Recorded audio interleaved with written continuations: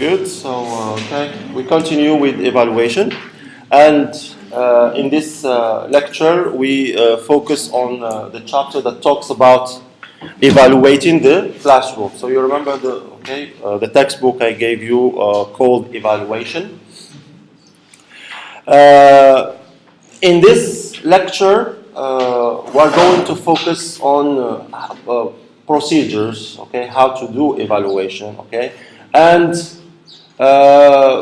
we don't go in detail with regard to the big scale using experts and so on kind of evaluation. Okay, we focus on how an ELT teacher can do evaluation by himself and exploit evaluation. Okay, in the classroom. The outline for this lecture is as follows. We're going to talk about two types of evaluation. There is the first one, which is called measurement-based evaluation, and it's all the time related to the outcomes, to the products. Okay, it is related also to the other purpose which we have talked about last time, called accountability. You remember when we talked about accountability, we said that we use tests to evaluate the students' achievements, outcomes, and the product after a program has been going on for some time. This is the approach used in that regard. So it's called measurement-based evaluation.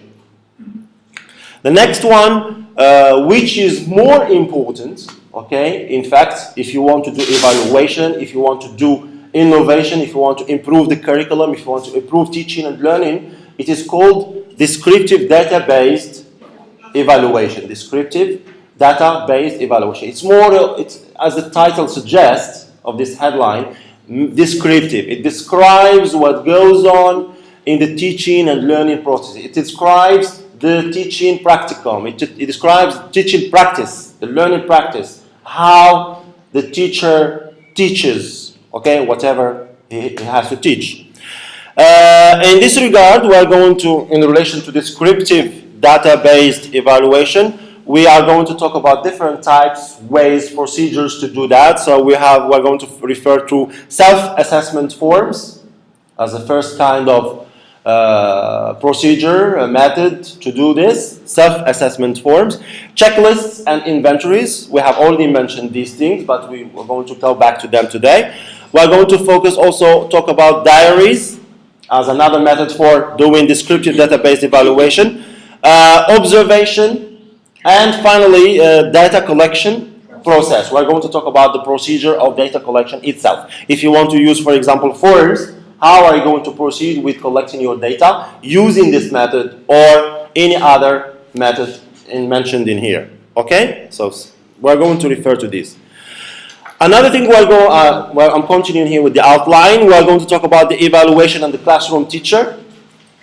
Okay, we're going to be more focused in this headline here, in the sense that we will see how evaluation can be used by the teacher and for the teacher. Okay, we'll be focusing on the teacher, we'll focus on the teaching, on the learning context, on the classroom setting. Okay, so we'll talk in this regard about the following points: the role of teacher and external evaluator. We will come back to this issue of how and differentiate between the role of the external evaluator and the teacher. And as we have already mentioned, the external evaluator or the teacher is much better, is an informant that is much better to rely on in doing evaluation, better than the external evaluator. We will see why. Of course, we have mentioned this, okay? Because the teacher is involved in the context, he knows what goes on, he has experience, he could answer many questions, and therefore it could help in improving the curriculum and the teaching.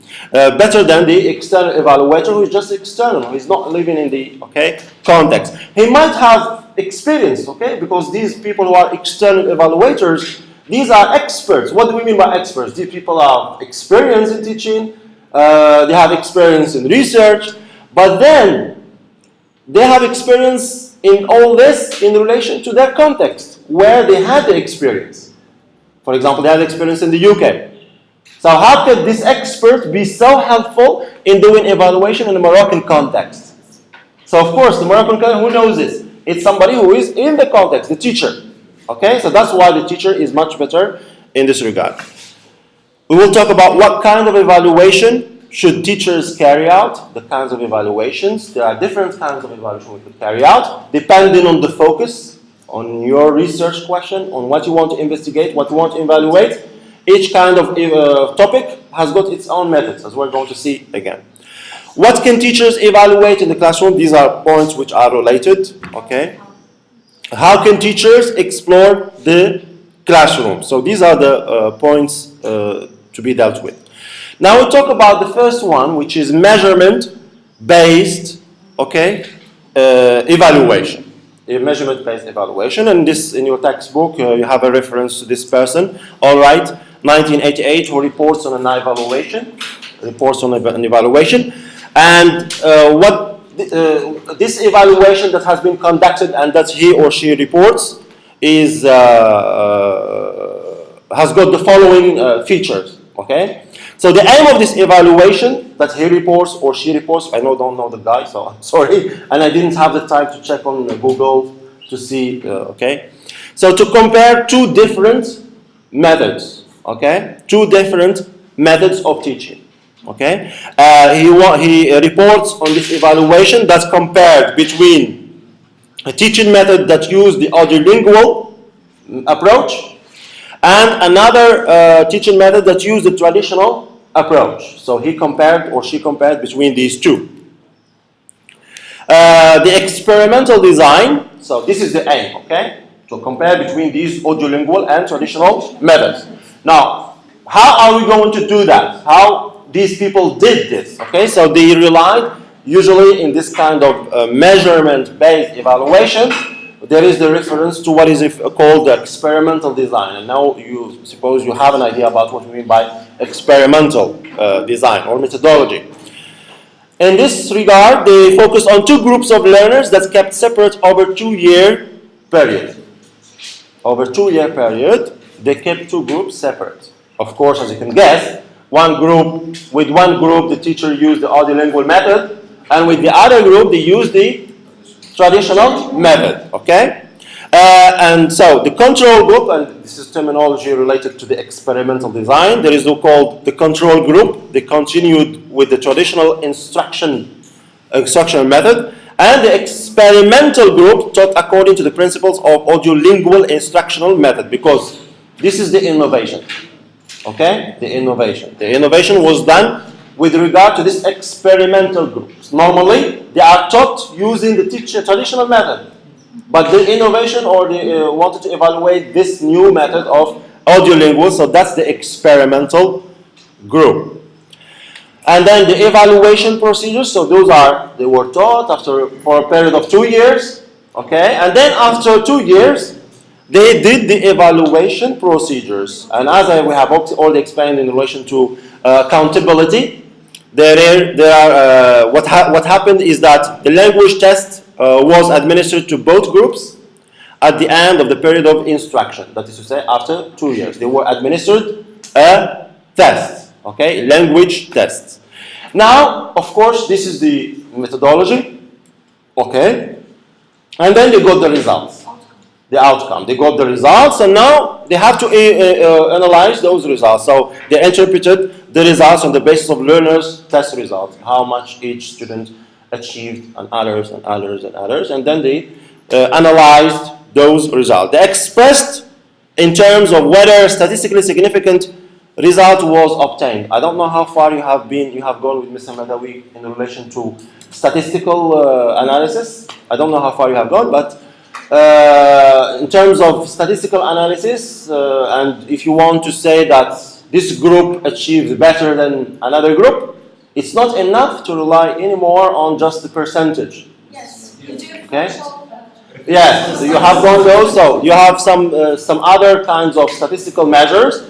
Okay, t-values and scores and so on. So that's how you can say that the result is valid. There is a statistical significance. We call it statistical significance. How That is to say, in this result, the statistical significance in the study shows that this group has really achieved better than, not relying just on these, and these things you can do them only via a software.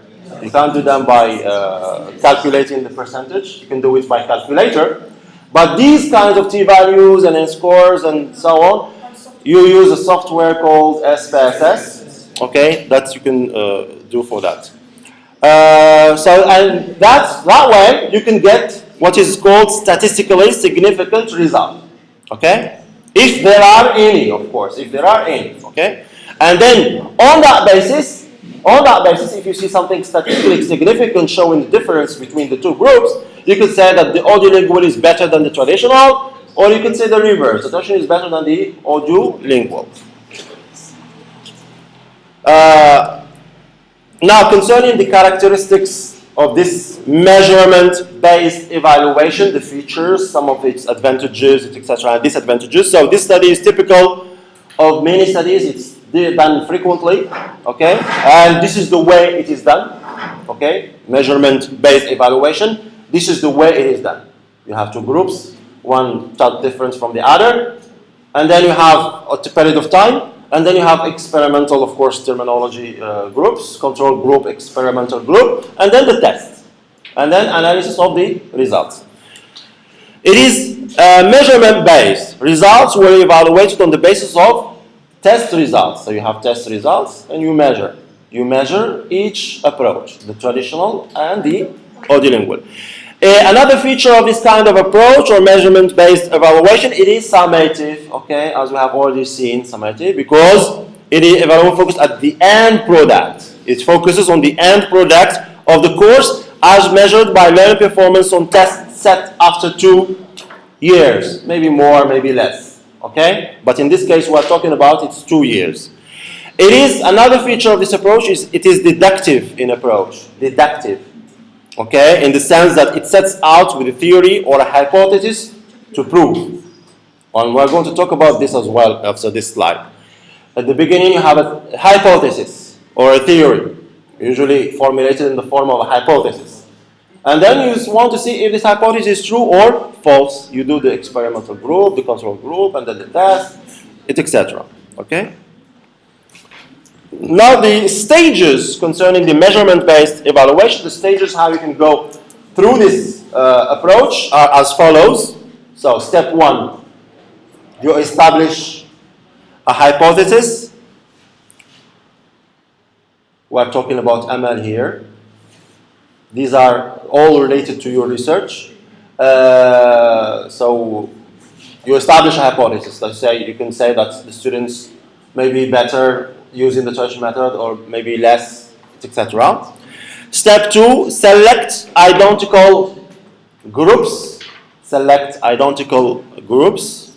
Identical groups, and this is very, very sensitive area. Very sensitive area.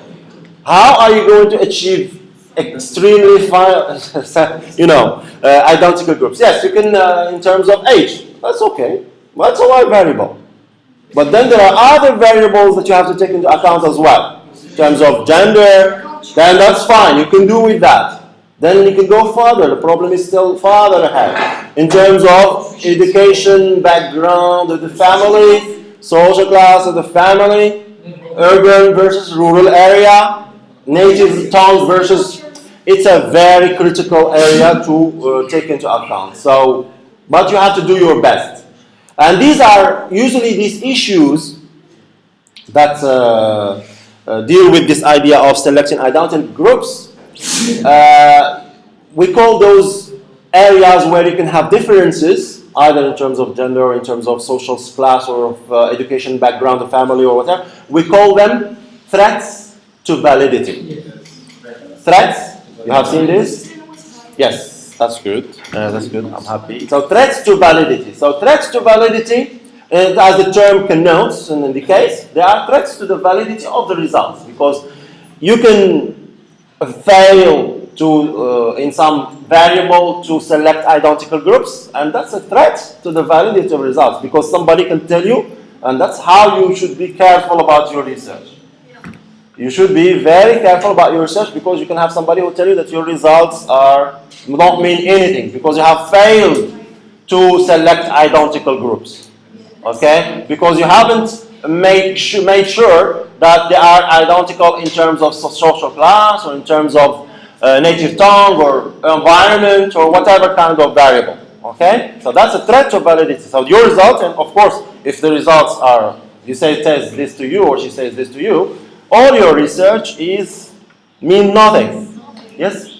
That's why most research opts for random selection to take control over those exams. A random. What do you mean by random?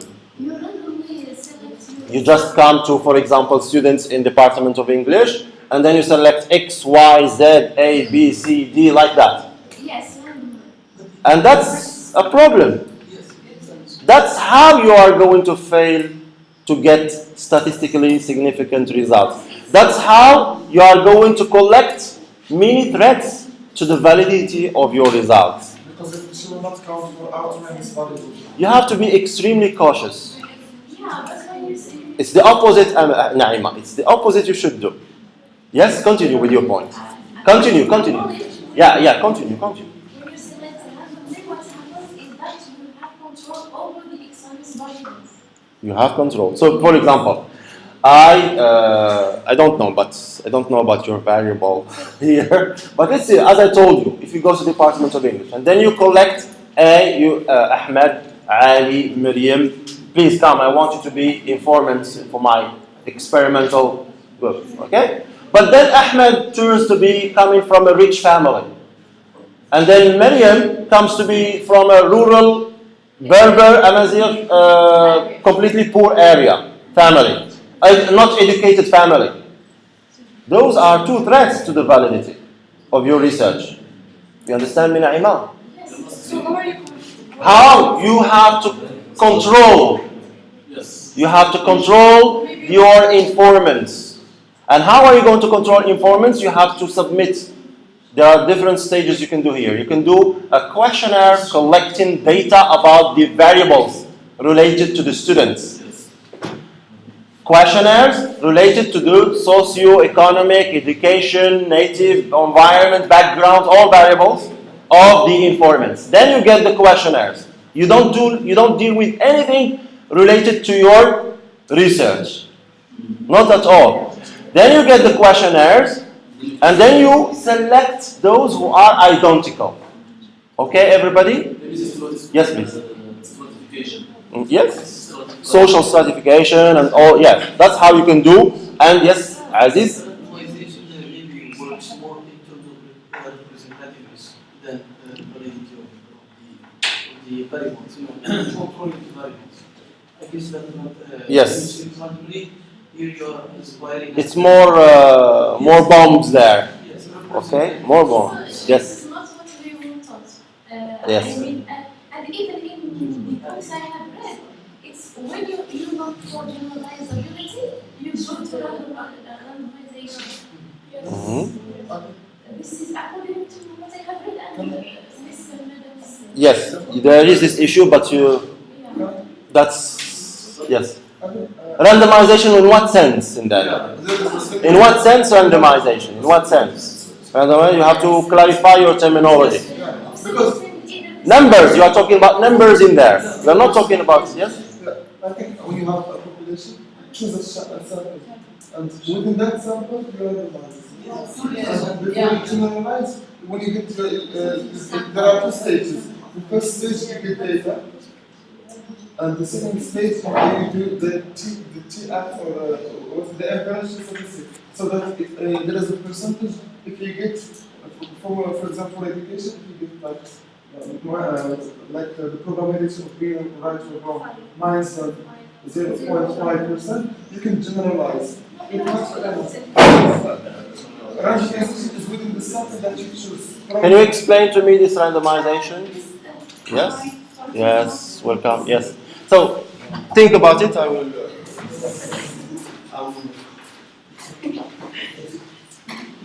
yes.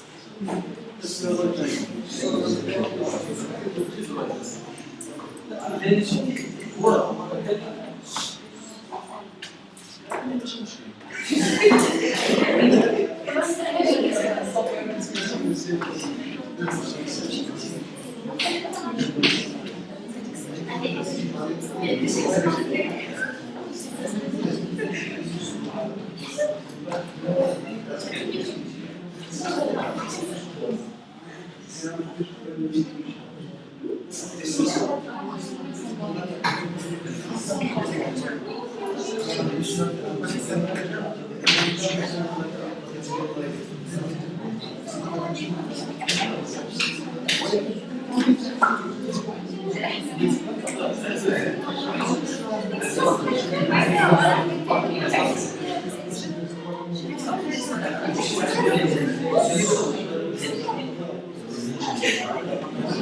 Okay, let's explain to me this randomization.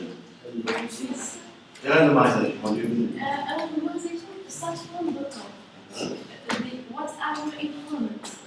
It starts from there. For example, you have similar, different groups or members that can be beneficial to your research. So you randomize from there. Then it comes to numbers by the end. Yeah. So this is a following step. This is a following step. Before doing your randomization, as I see it now, you have to do the step I told you.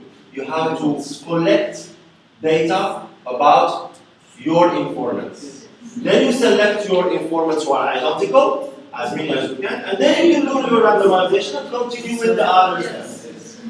Okay? Randomization in one sense you should have. Yes, you should have No. Okay? This is more related to representativeness and how representative your sample is, to generalization issues. There are specific characteristics of the sample that you are going to work on. Yeah, so that's the first step. You have to collect data about your informants, questionnaire, your research questions, Yes. just collecting your variables, and then you select the questionnaires, you select your informants. Maybe you select like, I don't know, 1,000 or something like that. But then that's not all what you're going to do. You just select randomize. Okay, and then you continue with your research. Then those people you randomize, you give them your research questionnaire, what language do you use, what teaching method, whatever issue you want to investigate. And then your analysis would be, your results would be statistically significant and valid. Because you got rid of those tests to validate. This is very critical. Yes? And all it depends on the nature of the research itself. When you randomize, you should share certain characteristics. That's why there is a first step.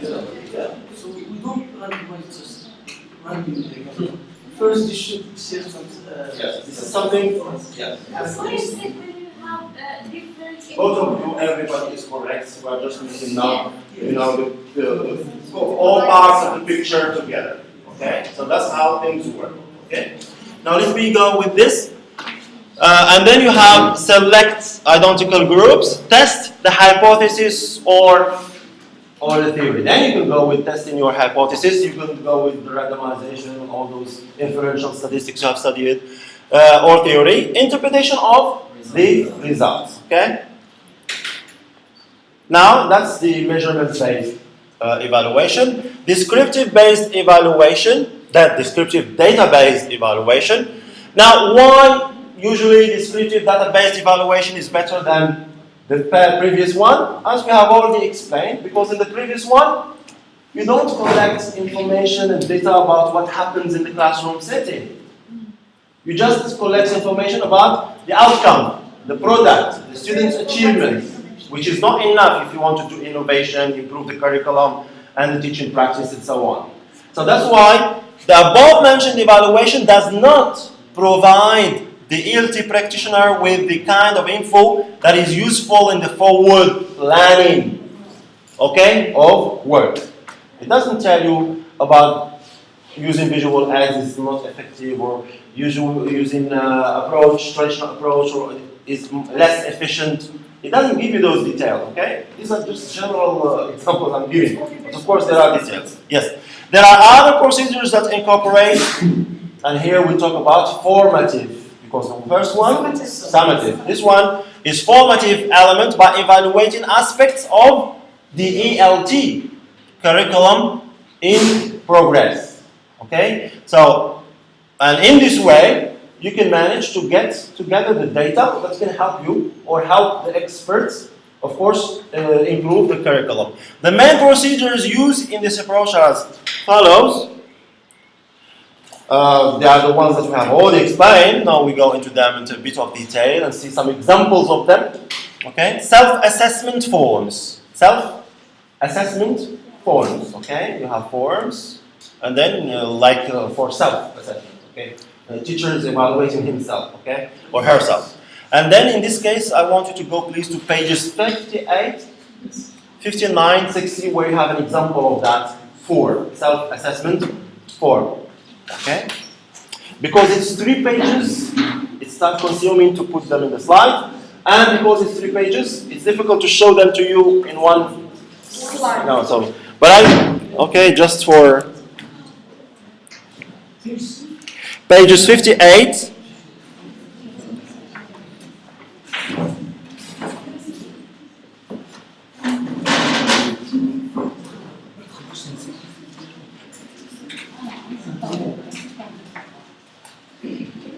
So 58, descriptive, you have an example of a form, self-assessment form. The idea is that you just have an idea of this example. It's one example of self-assessment form, right?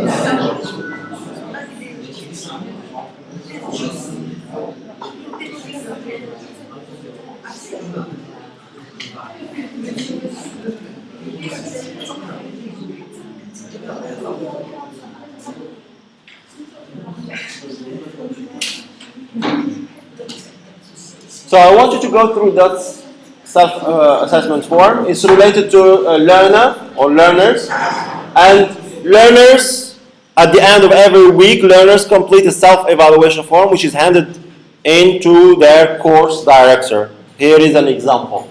Okay, this is an example. Okay, so you go through those kinds of questions and okay.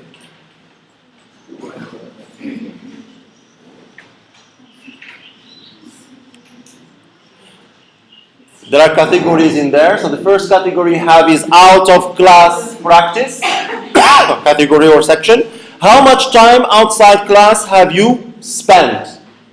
And this is a kind of very important area related to teaching and learning.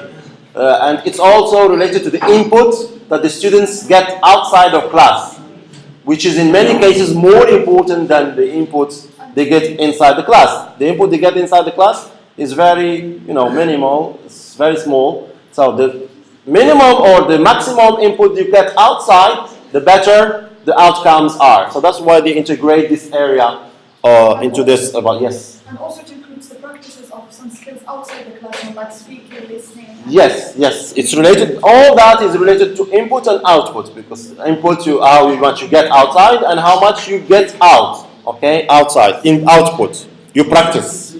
So how much time outside class have you spent speaking English, listening to English, reading English, writing English? Who have you spoken to this week in English? Do you feel your conversations were generally successful?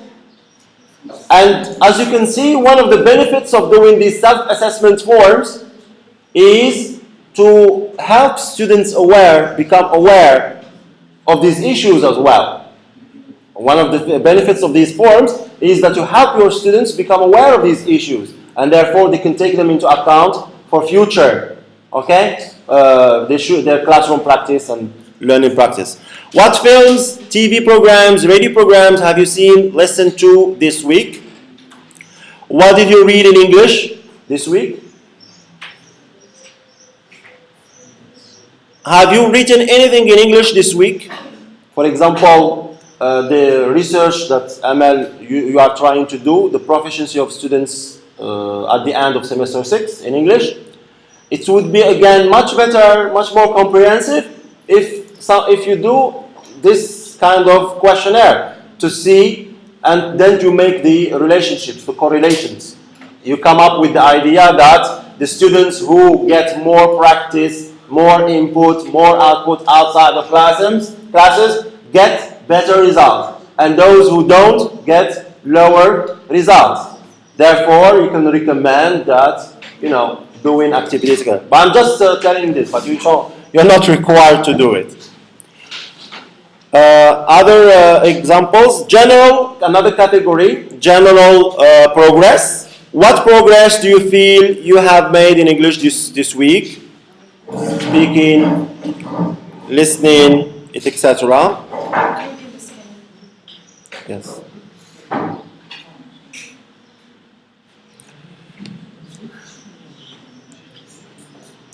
What are you going to work on, try to improve next week? Now rate your progress for this week. This also, as I'm reading for you this, I get some ideas. It also keeps the students engaged. You keep them engaged. If you do this every week, you keep them engaged with you in the learning process. In addition to the tests, in addition to all types of motivations that you can give to the students. Okay? Okay, so that's an example. Fine, let us go. That's an example. Another method is the check lists and inventories. This is an example. This an example. You can just follow in here, okay? You can just follow in here. An example of checklists, okay? So a feedback observation form, stage, initial explanation, what teacher did or said. It's observation, of course, we're talking about observation. So that's what you collect, what the teacher did, said, suggestion. Initial explanation, what he did, and then suggestion. Giving feedback or giving back students' answer sheets. Explaining the marking scheme, commenting on students' answers, instructing students to rewrite, and dealing with student inquiries. Again, these are only example, but we have, during our initiation to training, we have finished with that observation instrument that now used that tries to be more comprehensive. And again, during that class, in the very beginning, I presented that there are different types of observation instruments you can do depending on what you want to observe. Talking time or student talking time, interaction, shape of the classroom. Each kind of focus has got its own. You can make its own observation instrument to observe, right? Another method is the diaries. This is an example of a diary that you also have in your books. Diaries, to reflective, and that's why it's part of your task to do a report, teacher training reports, where you reflect about your teaching experience. It's a kind of diary, okay? I don't go into the details, but you have it. You can read it at home at ease again. Observation. You have been asked, so this is the kind of, I will not go through it, but you can do it at home again. Okay, it's a task where make a list of some features you would expect to observe the communicative classroom, and then you have the structural lesson. So what you can do in this regard is come up with a kind of observation instrument that includes elements related to the communicative approach, principles, and then you take it with you in that classroom, and then you try to observe. Yes, the teacher did this, he didn't do this. Checklist or something. And then the same thing for the structural lesson. you come up with a kind of observation instrument that incorporates the principles and techniques of structural lesson. Take it with you into that class, and then you observe. Okay? Now, to go quickly, we don't do this task, but you have an example again on page 62, 63. Don't go there, but you have the code. This guy, Spada, he used the communicative observation of language teaching. It's a kind of scheme to analyze the communicative orientation of cerebral classes for English as a second language. Page 62.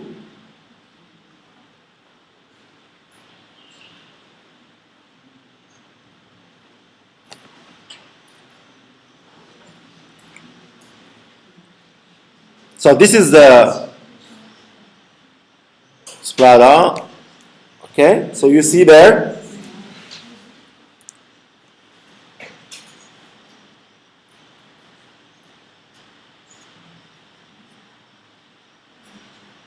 That's an example of observation instrument that he made, okay, and that he used for his research, okay.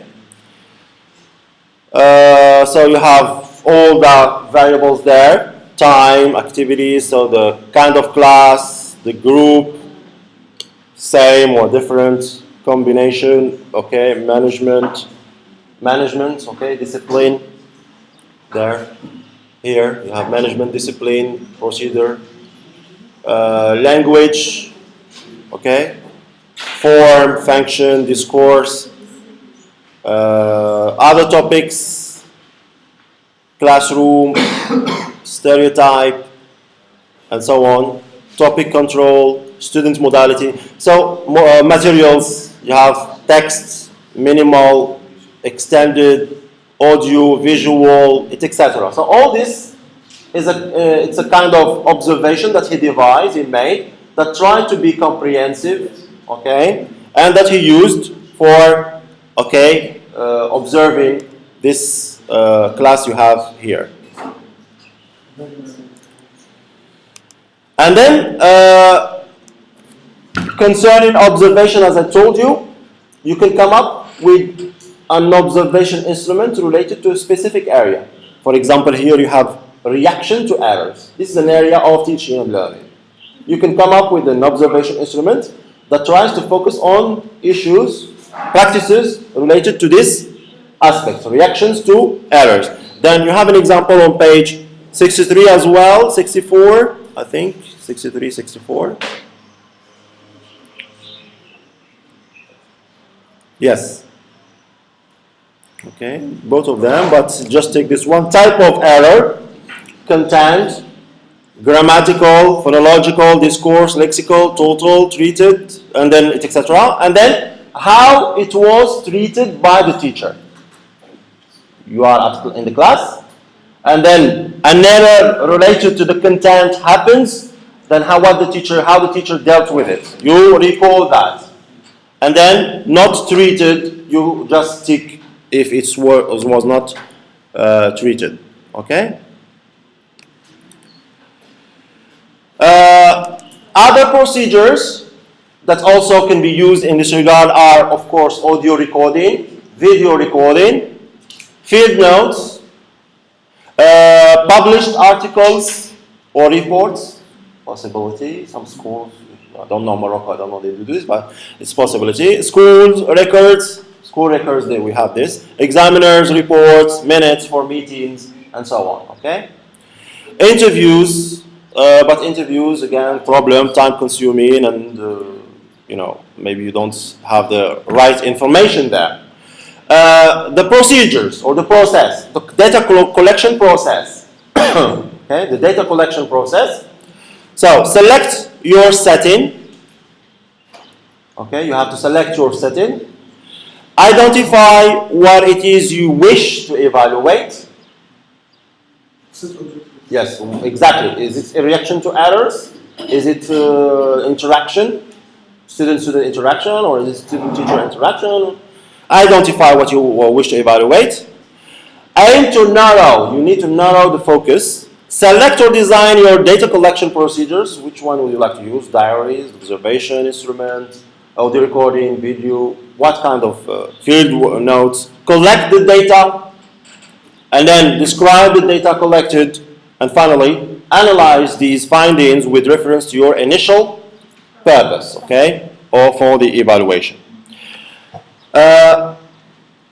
Role of teacher and external evaluator, we're not going to come back to this issue again. You have this task on page 52. You can do it at home, page 52 and task 52 on page 67. It's a task that just tries to remind you, to make you help you become more aware of the benefits, advantages of having a teacher involved in the evaluation, rather than just focusing on the external evaluator or expert.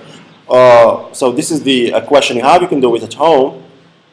But we have already mentioned this. ELT practitioners know their context well and better than the external expert, right? Okay? Teachers with their experience are better able to explain, okay? And offer different and relevant information, interpretations of various, okay? Of various, what is that word? Various classroom phenomena. Okay. Yes. And then the next point is the innovation will be successful, of course, if the teachers, of course, of innovation have contributed to its involvement. I've always said this. Okay. Next, what kind of evaluation should teachers carry out?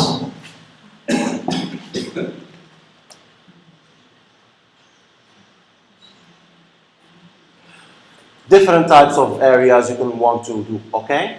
Different types of evaluations you can do as a teacher, okay? For example, this now last one here, which is shorter to read. You might want to evaluate, for example, the level of difficulty of a reading passage, and then you might direct its questions by means of a learner diary.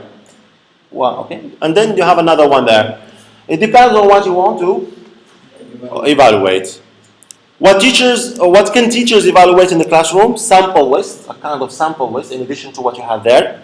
To what extent are the materials I use suitable for the class?